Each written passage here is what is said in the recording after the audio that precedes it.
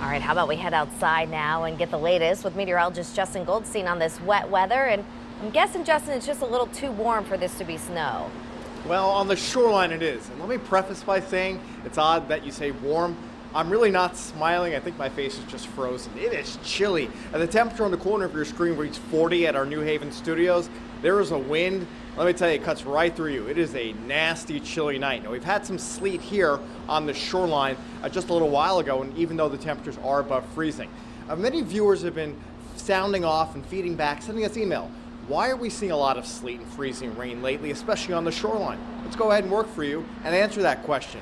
Let me give you the first scenario of how it snows. This is really simple, basic here. From the top of the atmosphere all the way down to the ground where we work and live, temperatures are below freezing, so it starts as snow and it ends at snow. That's a no-brainer. Gets a little bit more interesting and tricky when we start talking about sleet and wintry mix. So let's break this down like a hamburger. Take a knife and just cut that burger in half. The top and the bottom, the ground, that's your bun. Right in the middle, that orange shading, that's some warm air in the middle. Let that be the meat of your hamburger. So the snow starts falling from the top of the sky. It melts in the middle. Now it refreezes where temperatures are below 32, closer to the ground. So that's where you get those bouncy little pellets, and that's where you get the sleet. And we've had a little bit here this evening. We had a lot on Thanksgiving Eve, especially on the shoreline. That's where we got that icy accumulation. Now, the most, in my opinion, dangerous type of winter weather, and I never want to be driving on this is ice and freezing rain. When it's actually happening, it looks like it's plain straight rain.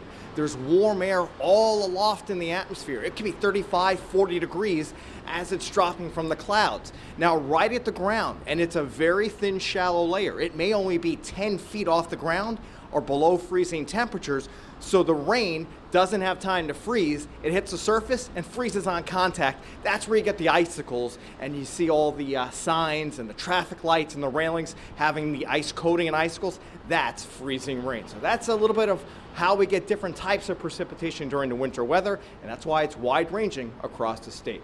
Let's send it back inside to you guys in the warm studio. And by the way, I take my burger medium well.